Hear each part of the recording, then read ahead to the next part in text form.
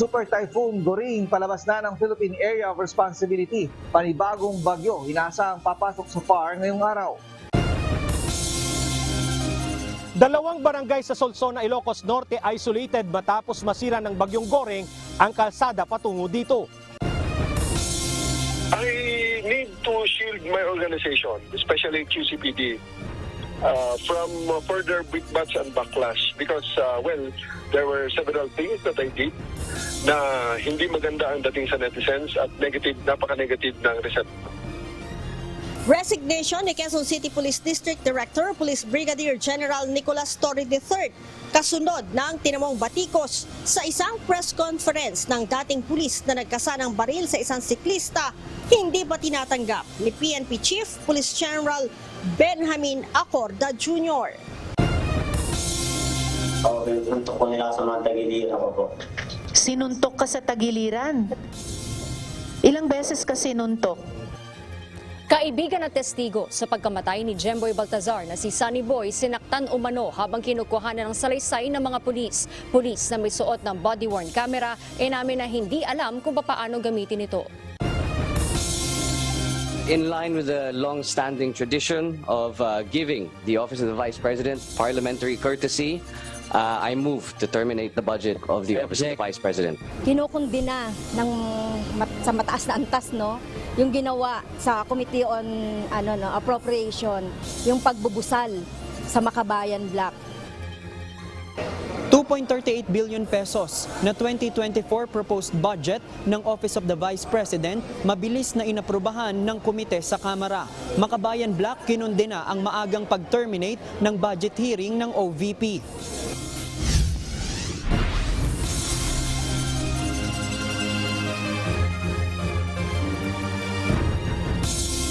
Magandang hapon Pilipinas at sa buong mundo. Una sa ating mga balita. Isolated ang dalawang barangay ngayon sa Solsona, Ilocos Norte matapos ang pananalasa ng bagyong Goring. Sinira kasi ng rumaragasang tubig ang kalsada patungo sa dalawang barangay. Ito ang balita ni Alan Manansala live. Alan, ano ang status ngayon dyan sa dalawang barangay na yan? Matindi ba ang iniwang pinsala ng bagyo? At may nakakapasok na ba para maghatid ng ayuda? Yes, June, dito nga sa bayan ng Solsona, Ilocos Norte, pahirapan pa rin ang pagpasok ng sinuman dito sa dalawang barangay na isolated. Kabilang na dyan, June, ang barangay Lipay at barangay Dalasin na kung saan ay sinira kasi ng bagyong Goring ng rumaragasang tubig na makikita natin ngayon, June, dito sa aking likuran. Ang tindi o ang lakas ng pag-agos ng tubig na dulot pa rin ng naturang bagyo. Kwento ng ilang mga residente, bagyong Egay pa lamang, sira na ang tulay ngunit sinubukan pa itong ayusin hanggang tuluyan itong nawasak nang manalasa naman ang bagyong Goring. May alternative route din sana na pwedeng daanan subalit nilamon din ito ng tubig baha. Kaya pahirapan ngayon ang pagtatawid ng tulong sa Nalasin at Lipay. Kanina, nag-iikot na ang mga tauhan ng Provincial Disaster Risk Reduction and Management Council. Ayon kay Solsona Mayor Joseph De Lara, simula pa kagabi, iniisa-isa na nila ang mga apektadong barangay. Maliban sa dalawang isolated barangays, may 4 din na binahang lugar. Ito ay ang ilang bahagi ng barangay Darasdas, Talugtog, Agitap at Bubuos. Pero sinabi ni Mayor De Lara, kailangan nilang unahin ang sandbagging sa mga nasirang flood control sa Nalasin River at Gasgas River para hindi na magdulot pa ng malaking pinsala sa kanilang lugar at makaapekto sa maraming barangay, lalo na ang tubig baha. Kaninang umaga, nagpa-sandbagging kami sa May Mariquet, yung papasok ng Laureta. Ngayon, kinausap ko itong mga barangay, kinausap namin para i-meeting namin, para ganun din gawin namin doon sa May Boeing. Kung saan galing itong mga yung pagbahan nito. June, kanina nga ay nakausap natin si Mayor Joseph De Lara kung saan sinabi rin niya na ngayon hanggang sa kasalukuyan ay hindi pa ibinababa ang deklarasyon ng state of calamity dito sa bayan ng Solsona, maging sa buong Ilocos Norte noong pang bagyong Egay. Kaya ibig sabihin, June, yung calamity fund ng local government unit ng Solsona, maaari pa rin nilang gamitin, ipagpatuloy hanggang sa mga apektado ng bagyong Goreng. June. Ilan bang mga pamilya ang isolated dyan sa dalawang barangay na yan? At gaanong karami naman ngayon dyan sa bayan ng Solsona ang apektado ng pagbaha? June, according na rin sa impormasyon na binigay natin mula ng ibinigay sa atin mula sa Provincial Disaster Risk Reduction and Management Office ng Ilocos Norte, aabot sa 200 hanggang 300 ang pamilyang apektado dito sa dalawang barangay. Maliban doon, June, meron pang 4 na barangay na kung saan ang ilang lugar sa kanila o yung may mga partial area sa kanila na lubog din sa baha. Kabilang na nga dyan, June, yung Barcelona, Darasdas at gayon din ang Agitap at maging ang Talugtog. At June, isa rin sa dumating na impormasyon sa atin dito sa may barangay Darasdas, merong isang eskwelahan dyan, doon, June, na lubog din sa tubig baha. Ang lahat ng yan, June, ay nagmumula umano dito sa bahaging ito sa sitio Buwing na kung saan nagmumula ang tubig na umaagos na nakakaapekto sa mga kabahayan dito sa barangay Nalasin. Etong nasa likod ko, June, ito yung mismo yung barangay na isolated. Makikita natin, June, sa bandang roon, may mga tao talagang tumatanaw dito sa ating bahagi. Siguro gusto rin alamin kung anong nangyayari dito. Pero June, gustuhin man natin silang kausapin, kaya lang talagang wala pang paraan para puntahan ang lugar na yon, June. Ibig sabihin, mataas pa rin yung tubig na yan, malalim yung ilog na yan, Alan. At papaano yung pangangailangan ng mga nasa kabilang ibayo yan sa mga barangay na yan, Alan? June, bukas susubukan ng local government unit, gayon din kabilang na rin dyan ang PDRRMC na pasukin ang barangay na ito. Kanina nga, June, nakita natin sa kanilang pag-iikot, maliban doon sa mga heavy equipment na gamit, meron din silang sakay-sakay na metal boat na pwedeng gamitin kung sakaling huhupa na yung malakas na pagragasa ng tubig. Kasalukuyan kasi doon, kung makikita natin dito sa likuran, talagang mula doon hanggang doon sa may dulo sa kabila, malakas pa rin yung pag-agos ng tubig, in which delikado pa rin sa mga kababayan natin o kung sino man na magtatangkang tumawid dito sa tulay na to. June. Alan, kung bukas ganyan pa rin kalakas ang agos ng tubig dyan sa ilog at medyo hindi naman malakas ang ulan, pwede ba silang mag-request na sa national government ng airlift ng mga kailangan nilang ayuda para sa mga barangay na yan? June, hindi pa natin nakakausap ang si Mayor patungkol doon sa bagay na yon. Ang tangi lang binitawan ni Mayor kanina na susubukan nila lahat ng paraan para maabot ng tulong itong bayan ng Nalasin, maging ang barangay Nalasin, and ang barangay Lipay, na kung saan ito nga yung barangay June na isolated ngayon. Alright, maraming salamat Alan Manansala, nagulat ng live mula sa Solsona, Ilocos Norte. Natagpuang palutang-lutang ang bangkay ng isang lalaki sa ilog ng Amulong, Cagayan na pinaniniwalaang inanod sa kasagsagan ng bagyong Goring. Samantala, isa pang 29 anyos na mangingisda sa bayan ng Santa Ana ang napaulat na nawawala matapos na abutan ng bagyo sa karagatan. Ito ang balita ni Bernard Danis.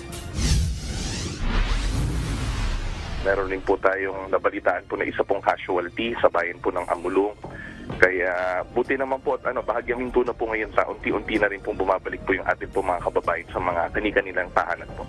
Matapos bayuhin ng malalakas na pag-ulan at hangin na dala ng bagyong Goring, nakapagtala na ng ilang casualty sa lalawigan ng Cagayan.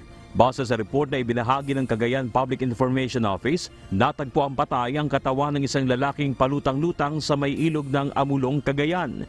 Sa impormasyong ibinigay ng Task Force Lingkod Cagayan Amulong Station, nakasuot ng yellow-green long sleeves ang natagpo ang katawan na tinatayang nasa edad 40 hanggang 45 anyos. Sa ngayon, nagpapatuloy pa ang koordinasyong isinasagawa ng mga otoridad upang matukoy ang pagkakakilanlan ng biktima. Samantala, isang 29 anyos naman na mangingisda sa bayan ng Santa Ana ang napaulat na nawawala sa kasagsagan ng bagyong Goring. Ayon sa Municipal Disaster Risk Reduction and Management Office ng Santa Ana, hindi umano naabisuhan ng mga mangingisda na may paparating na sama ng panahon dahil maganda pa umano ang lagay ng karagatan nang maglayag ang mga ito noong August 23. Wala rin umanong storm signal kaya't hindi na nabigyang babala pa ang mga mangingisda. Ligtas namang nakauwi ang ibang kasamahan nito, ngunit base sa kanilang salaysay, hindi rin nila napansin na nawawala ang isa nilang kasamahan. Bagaman humina na ang mga pag-ulang nararanasan sa Cagayan at nakauwi ng ilang mga residente, may ilang mga evacuees pa rin ang nananatili sa mga eskwelahan na nagsisilbing evacuation centers. Minomonitor rin po natin ngayon dahil yung mga iba pa pong mga classrooms ay ginagamit pa rin po ng atin po mga evacuees as well as yung mga ibang classrooms pa rin po ay hindi pa rin po nagsasubside yung tubig, yung mga ibang paaralan. Kaya siguro po pwede pong ito po ay maging case-to-case basis. Pero doon po sa sa majority po siguro na mag-aaral po natin ngayon, still waiting for the order of the governor upon kung ito po ay tuloy-tuloy po masuspend po or hindi po. Base sa report ng Cagayan Provincial Office, aabot sa nasa halos 25,000 mga residente sa buong lalawigan ng Cagayan ang naapektuhan ng bagyong Goring. Habang patuloy pa ang pangangalap ng datos sa pinsalang idinulot ng bagyo, lalo na sa sektor ng agrikultura at infrastruktura. So far, sir, unti-unti na po bumabalik yung mga less than 25,000 individuals na naapektuhan dito po sa Typhoon Goring. Bagamat talaga pong naramdaman po ulit namin yung pinsala at nakaka-recover pa lang po kami doon po sa nakaraang bagyong Egay. Ito na naman po, natamaan na naman po ulit tayo. Hindi pa man nakakabangon mula sa epekto ng Goring, sa ngayon ay inalerto na rin ng pamahalaang panlalawigan ang mga residente ng Cagayan sa pagpasok sa bansa ng panibagong bagyo. Bernard Dadis, UNTV News and Rescue. Diyos ang aming sandigan, serbisyo publiko ang aming pinahalagahan. Palabas na ng Philippine Area of Responsibility si Super Typhoon Goring. Pero isang bagong bagyo naman ang papasok din sa PAR ngayong araw. Alamin natin ang latest sa ating panahon mula kay Ray Pelayo na nasa UNTV Weather Center. Ray, magiging maulan ba bukas o mararamdaman na ba natin ang epekto nitong bagong bagyo? Magandang gabi, June, sa ating mga kasambahay. Bukas may ilang lugar na makakaranas pa rin ng mga pag-ulan. Pero primarily ito'y dahil na doon sa habagat o southwest monsoon na nakaka-apekto sa ating bansa. Itong bagyo naman si Goring ay palabas na nga ng Philippine Area of Responsibility kanina ng 4 ng hapon. Ito'y namataan ng Pag-asa sa layong 185 km dyan sa may kanluran ng Itbayat, Batanes. Sa ngayon, taglayin ito lakas ng hangin na 195 km per hour at pagbugso na abot sa 240 km per hour. Mapapanatili nito yung super typhoon category sa mga susunod na oras hanggang sa Friday yan. At dahil dyan sa kay bagyong Goring ay nakataas pa rin yung signal number 1 sa ilang lugar sa may Northern Luzon, particular sa Batanes, Babuyan Islands, yung Ilocos Norte, northern portion ng Apayao at maging yung northwestern portion ng Cagayan. Makakaranas pa rin po dyan ng mga pagulan at pagbugso ng hangin. Samantala, meron pa rin tayong isang bagyo na binabantayan. Nandito na sa may malapit sa boundary ng Philippine Area of Responsibility. Ngayong gabi, inaasahan na ito'y papasok at papangalanan po ito na Hana Pang-8 sa bagyo na pumasok o nabuo sa Philippine Area of Responsibility ngayong 2023. Base sa forecast track naman ng Pag-asa, itong bagyong papangalanan pong Hana ay dadaan po sa kanto ng Philippine Area of Responsibility at hindi ito direktang nakikita, na hindi ito direktang makakaapekto sa ating bansa. Subalit sa mga susunod na araw ay palalakasin pa rin po nito yung habagat o yung southwest monsoon. June? Sinasabi mo mga Ray na ito ay hindi direktang makakaapekto sa bansa pero palalakasin yung habagat. Kasi ang worry natin, Ray, palagi, yung mga dinaanan ng bagyong Goring na saturated na masyado yung lupa. Tapos palalakasin pa yung habagat. Ano ba ang mga possibility pang worst na mangyayari pag doon sa mga dinaanan ng bagyong Goring na yan? Well, most probably, June, no, doon sa mga lugar sa Northern Luzon, dahil ilang araw na nga na inuulan dyan, most probably magkaroon dyan ng mga pagbaha o pagguho ng lupa. May mga ilan na nga tayo naitala dyan na mga gumuguho yung lupa dahil sa ilang araw na umuulan dyan. Ang nakikita pa ng Pag-asa within 2 to 3 days dahil nga dito, doon sa track nitong bagyong si papangalan nating Hana, ay makikita niya na talagang yung malaking bahagi ng western section ng Luzon, kasama na dyan yung Ilocos provinces, yung kinaroon nila Alan kanina, at yung western section ng Visayas, yung Panet Negros Island, yung Mimaropa area, at maging dito sa Metro Manila. Starting tomorrow, baka mas maraming mga oras na tayo maranasan ng mga pag-ulan. Malapit ng bare months, Ray. September ba, ayon sa Pag-asa, ilang bagyo ang inaasahang pumapasok tuwing buwan ng Setyembre? 2 to 3 tropical cyclones ang expected natin, and until the end of 2023, nasa 6 hanggang 8 bagyo pa ang posibleng pumasok sa Philippine Air Responsibility Zone. Pero sa mga bare months, Ray, sinasabi ng Pag-asa, doon yung malalakas na bagyo. Yes, Jun, nagiging mapaminsala ang mga bagyo pag lalo na pag nagpalit na yung season, no? Kung mawawala yung habagat at papalit yung amihan, ito'y nanggagaling dito sa northeast, kaya ang tawag nga dyan northeast monsoon, ano? Yung amihan natin, tutulak naman niya, pasubsob yung mga bagyo, kaya siya mas nagiging destructive at mas nagiging mapaminsala sa ating bansa. At most probably, maaaring ang landfall area niyan ay sa Visayas, yung area ng Bicol, yung Leyte area, yung kaya nga yung sa Isihayan noon, yung 2013, yun ay panahon na amihan o yung last quarter ng taon, doon nagkakaroon ng mga mapanirang mga bagyo. Maraming salamat, Ray Pelayo. Sa iba pang balita, patuloy na pinaplano ng Department of Human Resettlements o Settlements ang urban development ang gagawing pagkasaayos sa Pasig River. Ayon sa ahensya, kasama sa dapat nilang aralin ay ang pagpopondo para sa Pasig River Rehabilitation. Ito ang balita ni Nel Maribuhok. Ngayon, ang hirap ito, yung funding talagang aaralin mo yung pondo. Siyempre, uusap tayo sa lahat ng pwedeng magbigay ng pondo, yung private sector, pangalawa, yung mga kongreso. Malaking hamon sa Department of Human Settlements and Urban Development o DHSUD ang paglalaan ng pondo para sa rehabilitasyon ng Pasig River. Ayon kay DHSUD Secretary Resalino Acuzar, kailangan nilang pag-aralang mabuti ang pondo at kung saan ito huhugutin. Batay sa Executive Order No. 35 ni Pangulong Ferdinand Marcos Jr., binibigyan ng kapangyarihan ng Interagency Council for the Pasig River Urban Development na tumanggap ng grants, contributions, donasyon, gifts in cash mula sa local at foreign sources para sa implementasyon ng plano sa Pasig River. Ang pangunahing pondo naman para sa implementasyon ng kautusan ng Pangulo ay isasama sa panukalang budget ng mga kinauukulang ahensya. Ang DHSUD ang nagsisilbing chairperson ng naturang Interagency Council. Ayon kay Secretary Acuzar, nasa pagpaplano pa lamang sila para sa rehabilitasyon ng Pasig River. Sa kabila nito ay sinisimulan na anya nila ang paglilinis sa mga estero.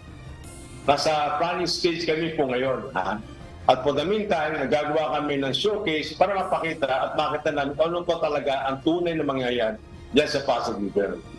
At the same time, parallel program yan . Habang ginagawa mo yung plano, meron ka nang inumpisahan. Inumpisahan mo na yung housing, inumpisahan mo na yung paglilinis sa estero. Inaasahan ng Marcos administration na sakaling matapos ang development sa Pasig River, mapalalakas rin ang turismo sa lugar. Nel Maribuhok, UNTV News and Rescue, Diyos ang aming sandigan, serbisyo publiko ang aming pinahahalagahan. Nanghihingi pa ng karagdagang mga dokumento ang Land Transportation Franchising and Regulatory Board bago madesisyonan kung aaprubahan ba o hindi ang petisyon hinggil sa pisong dagdag pasahe sa jeep. Sa isang panayam, sinabi ni LTFRB Executive Director Robert Paig na hindi pa nila inaaprubahan ang pisong fare hike petition dahil kinakailangan pang maisumite ng transport groups ang ilang mga dokumento. Gayunman, hindi na binanggit ng opisyal kung anong mga dokumento ang kanilang ipinasusumite. Nauna nang nagain ng petisyon ang grupong Pasang Mazda, Altodap at Akto upang humiling ng 5 pisong dagdag sa minimum fare sa jeep at piso sa kada susunod na kilometro ng biyahe na uutay-utayin ang implementasyon.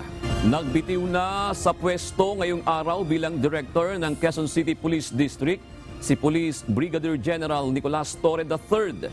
Ngunit hindi pa ito tinatanggap ni Philippine National Police Chief Police General Benjamin Acorda Jr. Ito ang balita ni Leia Ilagan. I did submit my resignation to the Chief PNP, to the SILG, and to my Regional Director. Ayaw nang madamay ni Quezon City Police District Director, Police Brigadier General Nicolas Torre III ang buong PNP organization sa batikos ng netizens. Bunga ng isinagawang press conference noong Linggo kasama ang dating pulis na nakuna ng video na naglabas at nagkasa ng baril sa isang siklista sa Quezon City. Ito ang pangunahing dahilan kaya't nagsumiti siya ng resignation kanina. I need to shield my organization, especially QCPD, from further brickbats and backlash because, there were several things that I did na hindi maganda ang dating sa netizens at napaka-negative ng reception. Handa rin aniya siyang humarap sa anumang investigasyon kaugnay ng naging hakbang. I take full responsibility. I would like to further to shield the organization for further damage, and thus I will leave to give way to an impartial investigation. Ipinag-utos sa kahapon ni PNP Chief Police General Benjamin Acorda sa Directorate for Investigation and Detective Management o DIDM na imbestigahan ang naturang press conference. Pinuri naman ni PNP Chief Police General Benjamin Acorda Jr. ang pagpapakita ng delikadesa ni Police Brigadier General Torre na para sa kanya ay isang magandang hakbang. Gayunman, gusto muna nilang pag-usapan at timbangin ang resignation ni Torre sa mga naging accomplishments nito. It will be a consensus namin with the SILG also, and of course with the mayor. Kasi ang gusto natin, harmony in everything. Yes, of course, kasi yan ang admittedly, yan ang mahirap magiging police kung minsan. The good things, hindi gano'n nakikita, pero pag isang pagkakamali, kung minsan yun ang malaking, kumbaga na-exploit. Sinabi naman ni National Capital Region Police Office Director, Police Brigadier General Jose Melencio Nartates Jr. na sakaling tanggapin ang resignation ni Torre, pansamantala itong papalitan ng kanyang Deputy Director for Administration habang wala pang permanenteng maitatalaga sa naiwan nitong pwesto. I will put an OIC dun sa district. Kung sino OIC dun. So most probably may DRDA as caretaker. Tapos dun sa regional headquarters muna, pending probe or any inquiry or any investigation or pending kung saan ang mapupuntahan yung assignment. And then, so I will put OIC dun sa QCPD, pending deliberation dun sa national headquarters. So sino ilalagay nila as permanent OIC or choice of the chief PNP. Ang resignation ni General Torre ay epektibo na bukas, August 31. Leia Ilagan, UNTV, News and Rescue. Diyos ang aming sandigan, serbisyo publiko ang aming pinahahalagahan. Isiniwalat sa Senado ng testigo at kasama sa bangka ni Jemboy Baltasar na si Sunny Boy na sinaktan umano siya habang kinukuhanan ng salaysay ng mga pulis. Inutusan din umano siyang ilagay na may dalang baril at droga ang minor de edad, bagay na itinanggi ng mga pulis. Samantala, pinuna naman ng mga senador ang ilang pulis na botas dahil hindi ginamit ng maayos at minonitor ang body-worn camera. Ito ang balita ni Harleen Delgado. At sinabi niya sa halip na sumuko raw kayo, ay biglang tumalon si Jimboy. Hindi ganun nangyari. Po. Wala po yung sinabing gano'n. Humarap sa pagdinig ng Senado sa pamamagitan ng video conference si Sonny Boy Agustilo, ang testigo at kasakasama ni Jemboy Baltazar sa bangka ng pagbabarilin ng 6 na pulis na votas noong August 2. Dito sinabi ni Sonny Boy na may tama na pala ng bala si Jemboy bago pa man ito makatalon sa ilog. Hanggang sa tubig na umano ito pinagbabaril ng 10 beses. Ang pakbang po yung tumalon si Jimbo, may nakita po akong dugo niya sa bangka. Yung pakbang po siya tumalon, may tama na po pala siya. Bago siya tumalon, may tama na siya. Kasi may nakita po akong baka sa dugo niya sa butas eh.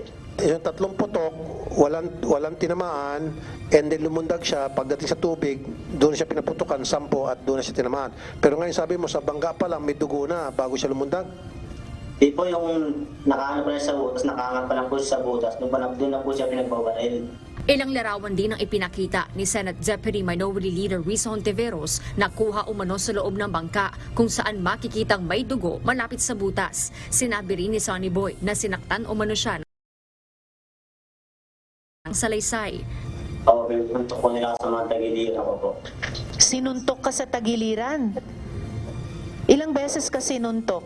3 beses lang po, pero malalakas din yung suntok. 3 beses kang sinuntok ng malakas sa tagiliran.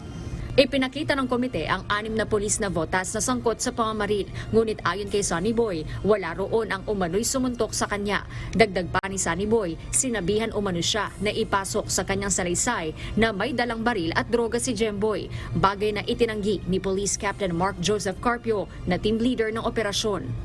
Para po daw po sa kapulisan na makawalan po sa serbisyo. Ano? Serbisyo? Opo, ano po yung sabi po sa akin ni Captain Carpio.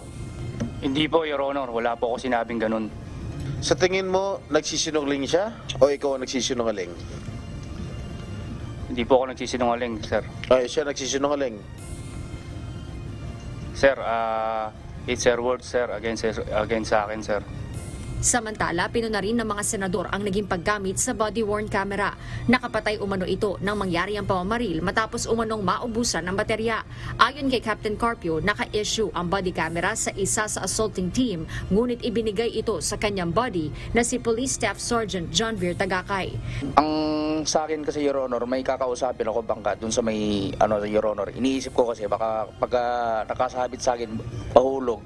Sinuot naman daw ni Tagakay ang body camera pero aminado siyang hindi rin niya alam kung paano ito i-operate. Naka-livestream naman umano ang body camera sa police station pero wala umanong recording noong August 2 at hindi rin nakamonitor sa livestream ang naka-duty na police. Hindi mo pinindot record, pinindot mo? Hindi ko na po napindot, sir. Hindi ko naman po alam kung paano i-operate yung sir eh. Marunong sir. Bakit marunong ka? Bakit mo binigay doon sa hindi marunong? Your Honor, magkabady kami, Your Honor. So, tinuruan mo siya? Yes, Your Honor. Bakit sabi niya hindi siya marunong mag-on ng mag-operate ng kamera? Hindi niya alam kung paano mag-record? Nakalimutan niya lang siguro. O di kaya... Ayun na. Mr. Chair, iba ang nalimutan sa hindi alam. Common sense po. Nahalata tuloy na meron kayong iniiwasan. Sayang ang sweldo ng gobyerno sa atin. Sa totoo lang, tapos ganun ang quality na serbisyo ibibigay natin sa publiko. Matapos ang 3 pagdinig, tinapos na ng Senate Committee on Public Order and Dangerous Drugs ang investigasyon sa insidente. Nilift na rin ang contempt order sa 3 pulis na votas at ililipat ang kustodiya sa PNP headquarters sa Kamkrame sa Quezon City. Gagawa na ng report ang komite pero inirekomenda ni Senator De La Rosa ang pagbabalik sa batuta at pito ng mga pulis at dagdag oras sa pagtuturo sa police operational procedures at training ng mga miyembro ng pulisya. Harleen Delgado, UNTV News and Rescue. Diyos ang aming sandigan, serbisyo publiko ang aming pinahahalagahan. Narito naman ang mga balitang nakalap ng UNTV News Global Correspondents. Iyan sa atin ni Jack De Ocampo mula sa Chester, United Kingdom.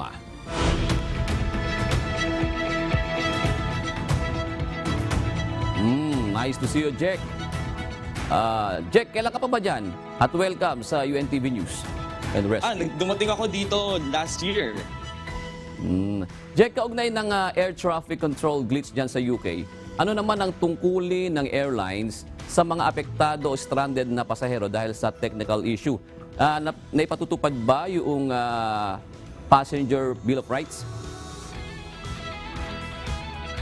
Oo, June, actually, dahil hindi naman kasalanan ng airlines yung nangyaring delay, kaya naman walang monetary compensation na ibibigay sa mga pasahero. Pero bilang bahagi ng duty of care ng mga airlines sa mga apektadong pasahero, ay nararapat sila magbigay ng assistance. Katulad na lamang ng free means of communication tulad ng phone calls na maaaring reimburse yung lahat ng mga relevant phone call na ginawa na may kaugnayan sa nangyaring delay. At free din ang dapat ang kanilang food and refreshment na naaayon din sa haba ng delay. At kung kinakailangan magstay overnight, ay kailangan mag-provide ng free hotel accommodation and hotel transfer ang mga airlines sa mga apektadong pasahero. Pero kailangan na hindi rin na dapat luxury hotel yung pupuntahan ng mga pasahero at hindi bahagi ng maaaring i-reimburse na food and refreshment ang alcohol. Para sa iba pang detalye, maaaring bisitahin ng mga pasahero ang official website ng kanilang airlines. Yes, June. Sana all, Jack. Bigay mo na, Jack, ang iba pang mga balita sa iba't ibang panig ng daigdig.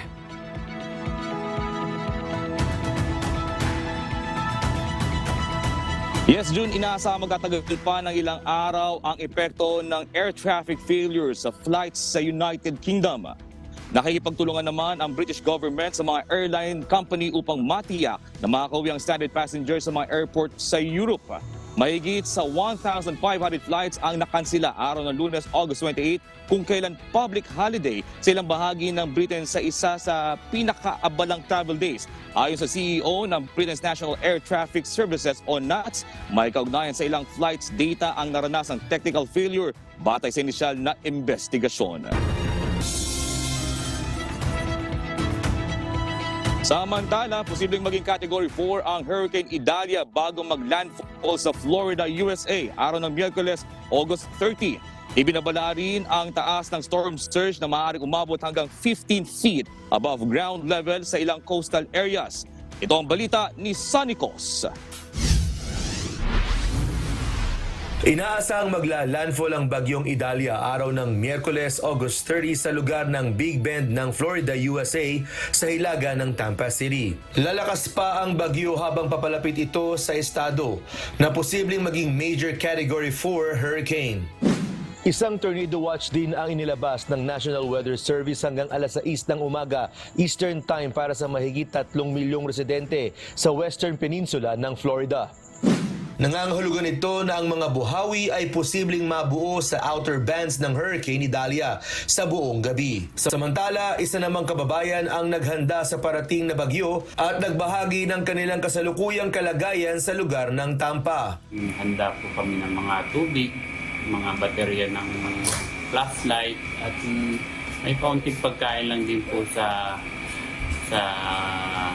refrigerator. At kasalukuyan po ngayon, hindi naman po malakas ang ulan. Madilim lang po sa labas at medyo mahangin.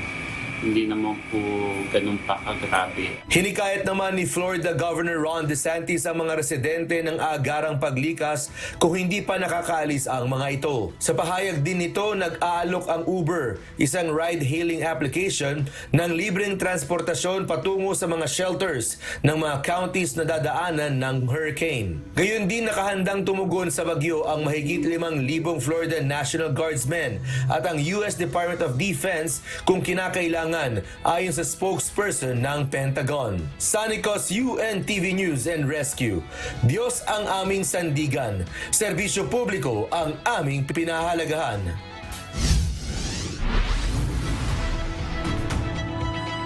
Nakakuha na naman ng James Webb Telescope ang detalyadong imahe ng Ring Nebula gaya na lamang ng filament elements sa loob ng inner section ng ring. Ang iconic na Ring Nebula ay isang malaking cloud ng cosmic gas at dust na naiwan ng isang namatay na bituin. Ginawa na ang mga litrato gamit ng iba't ibang bahagi o iba't ibang wavelength ng infrared light na invisible to the human eye. Matagal na rin pinag-aaralan ang nebula dahil sa observability nito at nakapagbibigay kaalaman nito sa tagal ng buhay ng mga bituin. Matatagpuan ito sa Lyra Constellation, 2,000 light years away sa mundo. Ngunit kapag maaliwalas ang gabi, maaari itong makita ng mga sky gazers gamit ang binoculars. Nadiskubre ito noong 1779 ni French astronomer Charles Mercier at astronomer Darquier de Pellepoix. Samantala sa kaunang pagkakataon sa mundo, i-roll out ng National Health Service sa United Kingdom ang injection para sa treatment ng mga cancer patient. Ito ang balita ni Early Briones. 7 minuto ang kailangan upang umepekto ang vaccine na atezolizumab na kilala rin sa pangalan na Tecentriq. Ayon sa National Health Service sa England kahapon na ang daang-daang eligible na pasyenteng tumatanggap ng immunotherapy ay maaari nang maturukan ng under-the-skin injection na magpapaikli sa oras ng pagtalab nito. Ito ay matapos aprubahan ng Medicines and Healthcare Products Regulatory Agency o MHRA. Sa kasalukuyan, ibinibigay ang atezolizumab intravenously sa mga ugat ngunit inaabot ng pagkalat nito sa katawan sa loob ng 30 minuto at kung minsan ay 1 oras pa kung mahirap hanapin ang ugat ng isang pasyente. Ito ay kung ikukumpara sa 7 minuto kapag direktang injection ang gagamitin. Para kay Dr. Alexander Martin, isang consultant oncologist sa West Suffolk NHS Foundation Trust, isang paraan din ito upang makatanggap pa sila ng mas maraming pasyente sa isang araw. Gawa ng Genentech, isang Roche company, ang atezolizumab ay isang immunotherapy drug na nagpapalakas ng immunity ng pasyente, pumahanap at sumisira ng cancer cells. Inaasahan naman ng NHS na karamihan ng nasa 3,600 na pasyente na tumatanggap ng atezolizumab sa England ay lilipat na sa time-saving injection na ito. Early Briones, UNTV News and Rescue. Diyos ang aming sandigan, serbisyo publiko ang aming pinahahalagahan.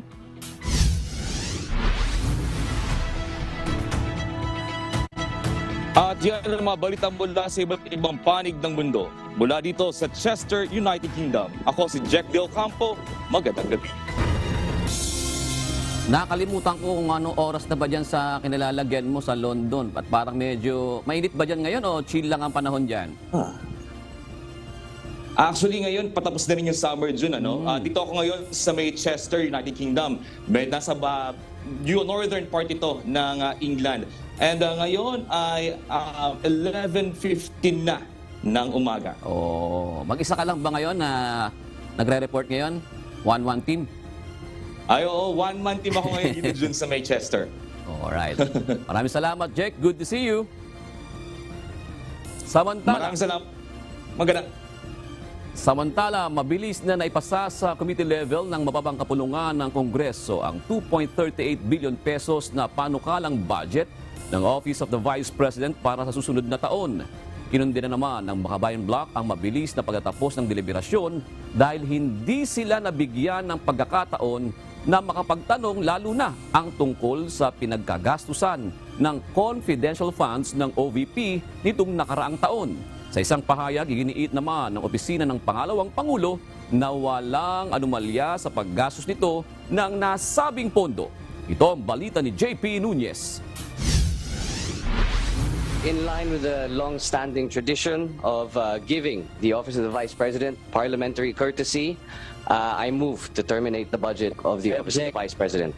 Matapos ang video presentation ng Office of the Vice President para ipakita ang mga programa na paglalaanan ng kanilang panukalang 2.38 billion pesos na pondo sa budget deliberation ng Kamara kanina, agad na naghain ng motion si Ilocos Norte 1st District Representative Sandro Marcos na i-terminate o tapusin na ang budget deliberation bilang parliamentary courtesy kay Vice President Sara Duterte. Pumabor dito ang 21 miyembro ng House panel at agad na tinapos ang budget deliberation na umabot lamang ng 15 minuto. Dahil dito hindi na nagkaroon ng interpellation o pagtatanong ukol sa panukalang budget ng OVP. Tanging ang Makabayan Bloc lamang na binubuo ng ACT Teachers Party List, Gabriela Party List at Kabataan Party List ang tumutol sa mosyon. Para sa Makabayan Bloc, tila hinaharangan ng Kongreso na matanong ang OVP ukol sa anilay mga maanumalyang paggastos ng pondo. Kinundi na rin ng mga ito ang mabilis na pag-aproba ng pondo ng OVP sa committee level. Tayo po sa Kongreso para bang we are shielding this office from responding to questions kahit nandito naman po ang mga kinatawan ng ating Office of the Vice President. Kinukundina ng sa mataas na antas yung ginawa sa Committee on Appropriation, yung pagbubusal sa Makabayan Bloc. kaugnay doon sa pagtatanong natin sana, interpellation sana natin doon sa confidential fund na hindi naman confidential fund. Ayon sa Makabayan Black, naisa na nilang tanungin ang Vice Presidente ukol sa 125 million pesos na confidential fund na ginastos nito noong 2022, gayong wala naman ito sa General Appropriations Act. Meron po tayong dokumento, galing po ito mismo sa website ng Office of the Vice President. Patunay po ito na sa loob lamang ng 19 days ay nagamit di umano ang 125 million pesos. Tingin ko hindi ready ang Office of the Vice President para ipaliwanag sa taong bayan saan niya ginastos itong 125 million na ito. Kailangan niya ito ipaliwanag. Hindi ito secret-secret. Iginiit pa ng Makabayan Black na sa naunang pahayag ni VP Sara, sinabi nito na nakahanda siyang sagutin sa budget hearing ang issue ukol sa paggastos ng 125 million pesos na confidential fund. Kaya naman dismayado sila sa naging resulta sa mabilis na pagtapos ng budget hearing. Sa isang pahayag, sinabi ng OVP na maayos na ginastos ang nasabing pondo at naipasa na sa oversight agencies ang liquidation at accomplishment reports para dito. Hinimok din ito ang Makabayan Black na itigil na ang umano'y paninira sa opisina ng pangalawang Pangulo bunsod ng issue sa confidential funds kung wala naman silang sapat na impormasyon upang suportahan ang kanilang mga paratang. JP Nunez, UNTV, News and Rescue. Diyos ang aming sandigan, serbisyo publiko ang aming pinahahalagahan. Inaprubahan na ng Department of Budget and Management ang hiring ng nasa 5,000 non-teaching personnel para sa Department of Education. Sa isang pahayag, sinabi ng DBM na layo ng gagawing hiring na matulungan ang mga guro sa iba pa nilang mga trabaho. Kabilang sa mga i-hire ang 3,500 administrative officers 2, 1,000 at 5,000 project development officer 1. Ayon sa DBM, ide-deploy ang mga ito sa iba't ibang public schools sa Cordillera Administrative Region, Caraga, National Capital Region at iba pang mga rehiyon. Sa ilalim ng Fortrans monthly salary schedule for civilian personnel, aabot sa 27,000 pesos ang basic salary ng AO2 at PDO1 na kapwa pasok sa salary grade 11. Ginugunita ngayong araw ang International Day of the Victims of Enforced Disappearances o Desaparecidos Day. Hiling ng pamilya ng mga nawalang individual, maipatupad na ang batas laban sa sapilitan o bigla ang pagkawala para hindi na ito madagdagan pa. Ito ang balita ni Bernard Danis. Tayo ay patuloy na laban sa paghahanap ng ating mga kaanak. Ikaw ang mga desaparecidos. Karen Empeño at Sherlyn Cadapan, Jonas Burgos, Dexter Capuyan at Bazu de Jesus. Ilan lamang sila sa mga desaparecidos o mga biglang naglaho nang wala man lang kahit anong bakas. At sa araw na ito, nagtipon sa harap ng Court of Appeals ang kanilang mga kaanak kasama ang pamilya ng iba pang nawala mula pa noong martial law. Kasabay ito ng paggunita sa International Day of Victims of Enforced Disappearances. Daing na mga kaanak ng mga biktima ang kasagutan kung nasaan na ang kanilang mahal sa buhay. Dahil ang amin pong pinaglalaban ay walang tuldok. Wala pong katapusan ng aming paghahanap. Wala po kaming nababalita. Wala po tumutugon sa aming panawagan. Nakiisa rin sa pandaigdigang araw ng mga nawawala ang mga kapatid ni Dexter Capuyan at Bazu de Jesus na dinukot noon lamang April 28, 2023. Sila ang dalawa sa 8 desaparecidos sa ilalim ng kasalukuyang administrasyon. Latest is ginawa namin was to submit writ of habeas corpus. Bilis naman pong tumugon ang Court of Appeals. Nagkaroon kami ng 2 hearing at sa ngayon ay hinihintay na lang namin ang desisyon ng ating mga justices sa kaso nito. Maliwanag po na walang ginagawang masama ang kapatid ko. Siya ay nagtatrabaho upang isulong ang karapatan ng mga indigenous peoples. bunsod ng walang tigil na kaso ng pagdukot. Panawagan nila sa pamahalaan ay maipatupad na ang Anti-Desaparecidos Law upang wag nang maulit pa sa iba ang sinapit nila. Knowing 2012 po, nagkaroon na ng anti-disappearance bill na yun po ay ginawa ng criminalize na ang bill na yun ang paggawa ng pagdukot. Ngunit po, parang nasa papel lamang po yun at hindi naman po pinapractice na isang batas ng ating gobyerno. Nawa po ay kanilang makikita na hindi po kami titigil sa paghahanap ng aming mga kaanak. Bernard Dadis, UNTV News and Rescue. Diyos ang aming sandigan. Serbisyo publiko ang aming pinahalagahan. Nirecall na ng Police Security and Protection Group o PSPG ang mga tauhan na nagbabantay sa mga politiko at pribadong individual na may banta sa buhay. Ayon kay PSPG Director Police Colonel Rogelio Simon, nasa 468 ang kanilang inirecall bilang pagsunod sa COMELEC resolution. Sinabi pa nito na tuwing panahon ng halalan, ang COMELEC ang mag-aaproba kung sino ang dapat nabigyan ng police security. Sasailalim naman sa training ang mga pulis na pansamantalang nirecall.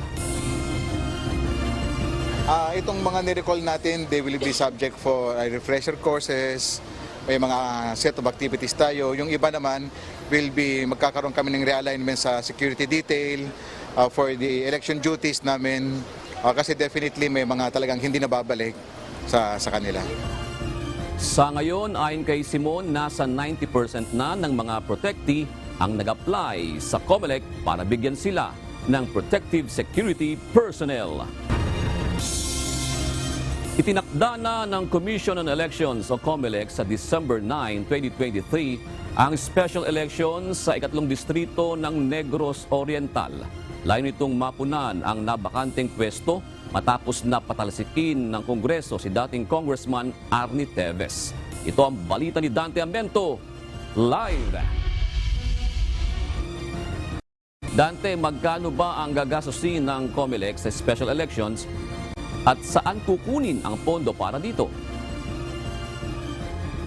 June, kinumpirma nga ni COMELEC Chairman George Erwin Garcia ngayong hapon na nasa 75 million pesos yung kanilang budget allotment o ilalaang pondo para sa special election dyan sa Negros Oriental. At June, dahil nga ito ay special election, kukunin ito sa pondo mismo ng COMELEC at malaking bahagi ng pondong ito ay mapupunta naman sa mga honoraria ng mga guro na magsisilbi sa special election.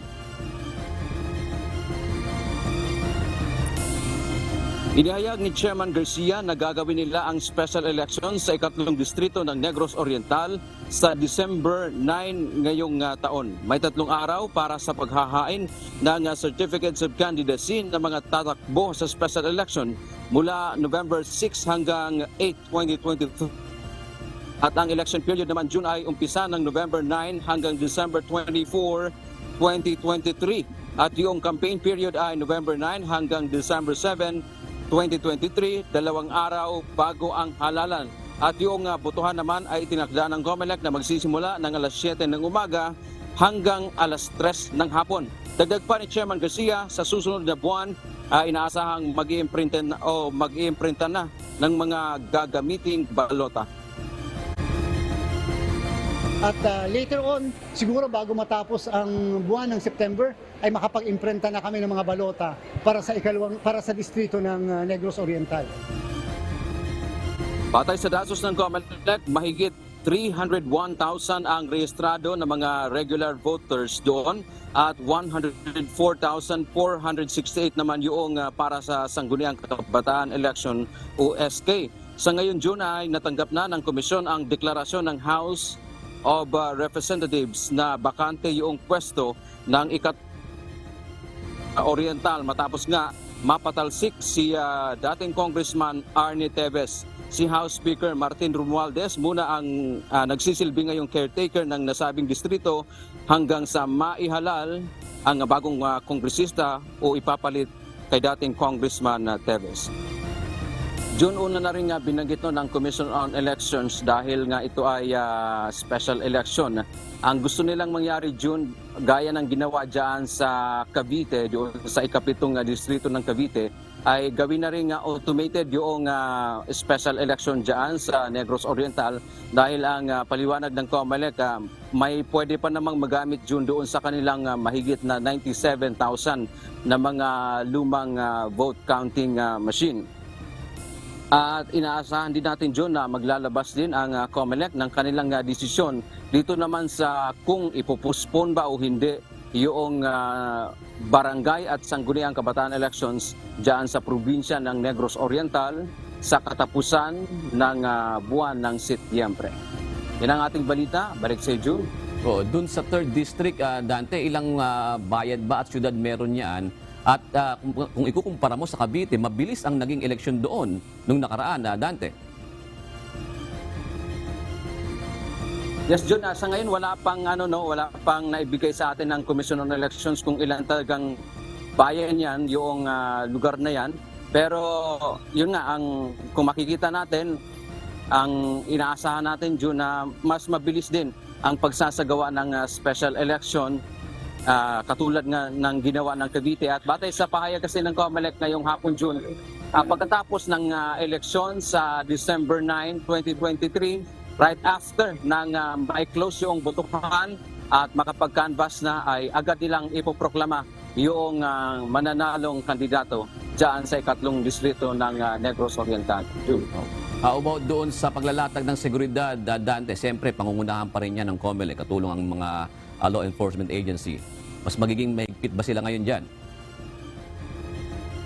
Yes, Jun, inaasahan natin na magiging mahigpit nga ang COMELEC dyan dahil alam naman natin, kumbaga sa panahon kasi ng halalan, ang makapangyarihan ika nga ay ang COMELEC sa ibabaw ng Armed Forces of the Philippines, ng PNP at ng Philippine Coast Guard.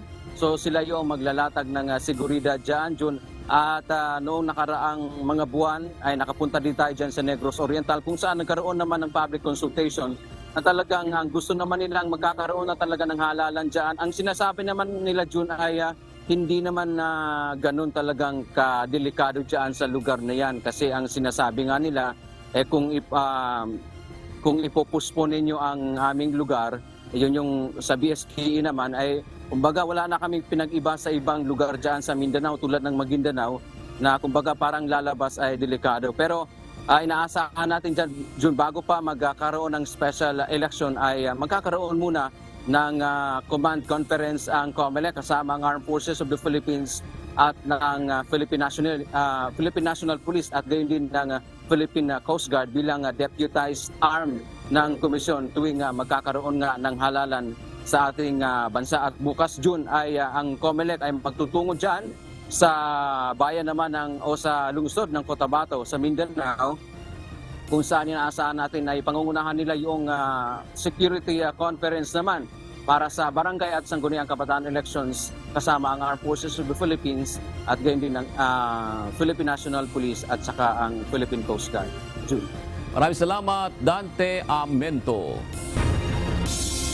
Kinumpirma ng Korte Suprema na nagtatrabaho sa Hudikatura si Wilfredo Gonzales, ang dating pulis na nakuna ng video na naglabas at nagkasa ng baril sa isang siklista sa Quezon City. Sa inilabas na pahayag ng Supreme Court Public Information Office, si Gonzales ay isang co-terminus employee sa tanggapan ni Associate Justice Ricardo Rosario. Ngunit agad uman itong tinanggal sa trabaho matapos malaman ng opisina ang kinasangkutan nitong insidente. Walang binanggit na detalye kung ano ang eksaktong naging trabaho nito sa Supreme Court. Isinusulong ngayon ng isang eksperto na isama sa curriculum sa elementary at high school ang preventive health upang maturuan ang mga kabataan ng healthy lifestyle. Tugon ito sa dumaraming bilang ng mga Pilipinong nagkakasakit dahil sa uri ng kanilang pamumuhay. Ito ang balita ni Gladys Tuwabi.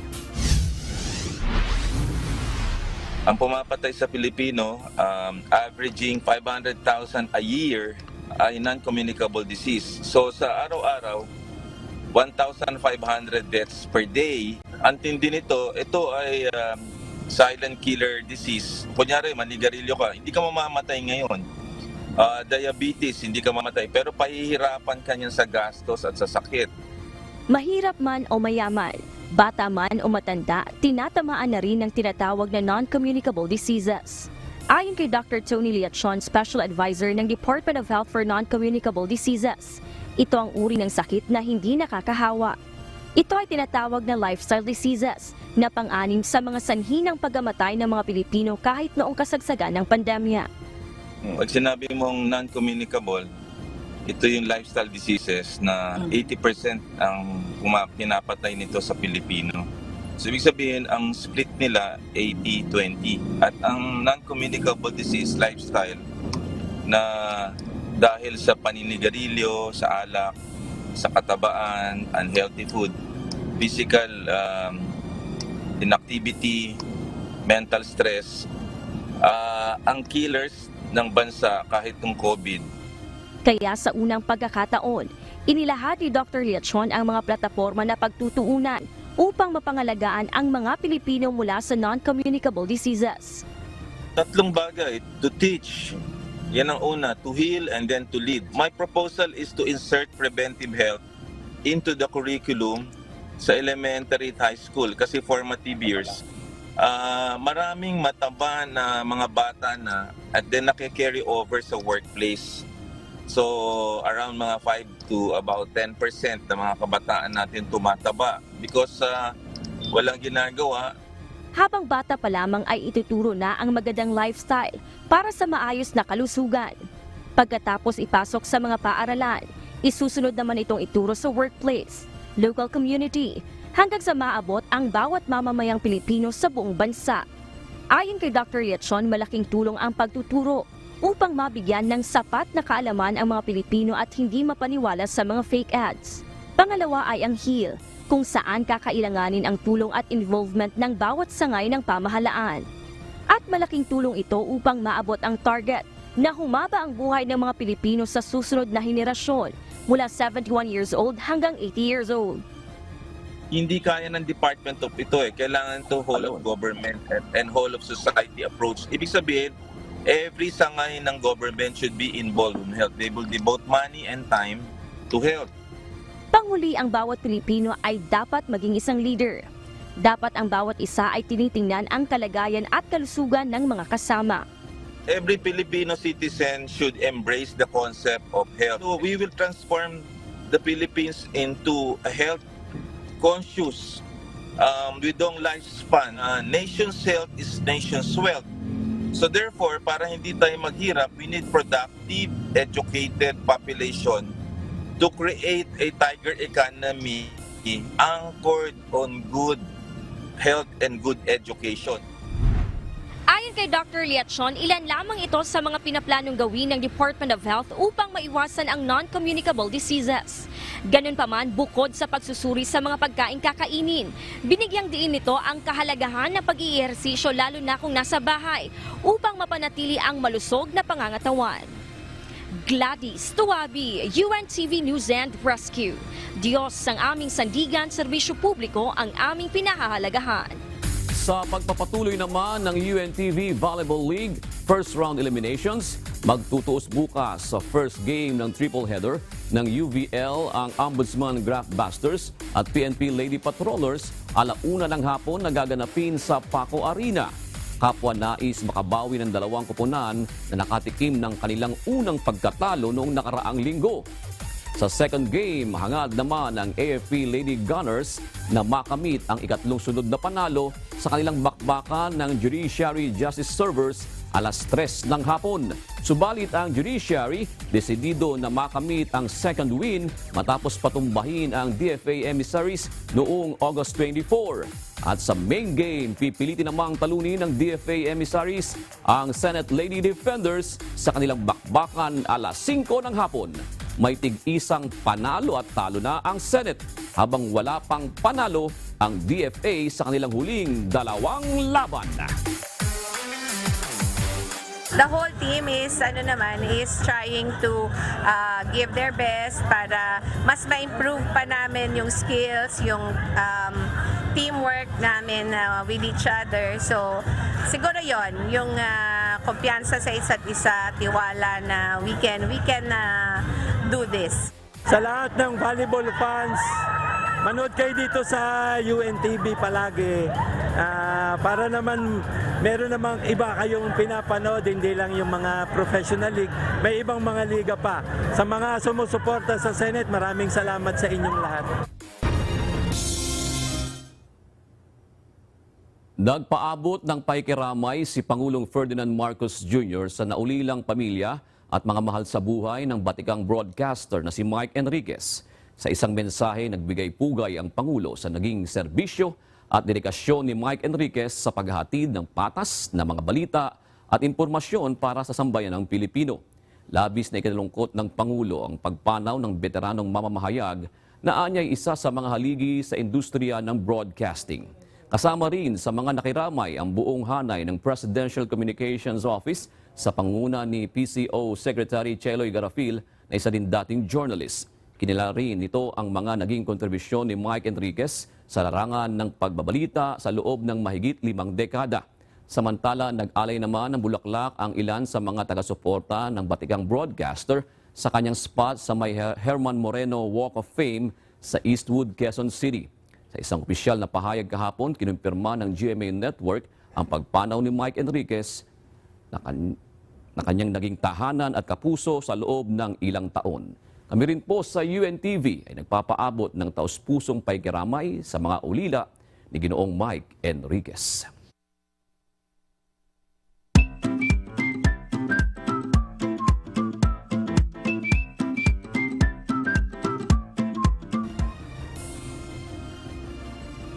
Narito naman po ang mga reaksyon ng ating mga kausisero Pinoy hinggil sa usapin sa Pasig River Rehabilitation. Si Ned Pangilinan, sabi niya, dapat yung disiplina sa mga nakatira malapit sa mga ilog, iwasan ang pagtapon ng basura, ganoon din sa mga factory na nakapaligid, iwasan din ang pagtapon ng mga waste materials. Hinggil naman po sa hindi kinaya ang batikos, ito po yung sa Quezon City Police District. Sabi po ni Nebs Zimog, sana all may delikadesa po.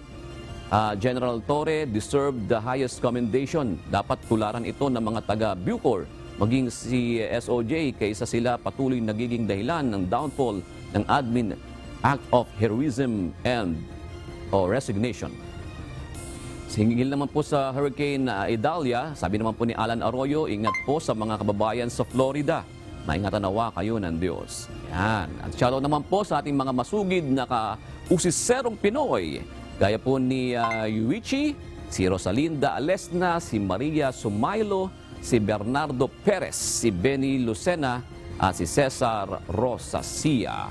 Narito ang salita ng Diyos na ating sandigan mula sa aklat ng Amos 3:3 na nagsasabi, makalalakad baga ang dalawa na magkasama, liban na sila'y magkasundo?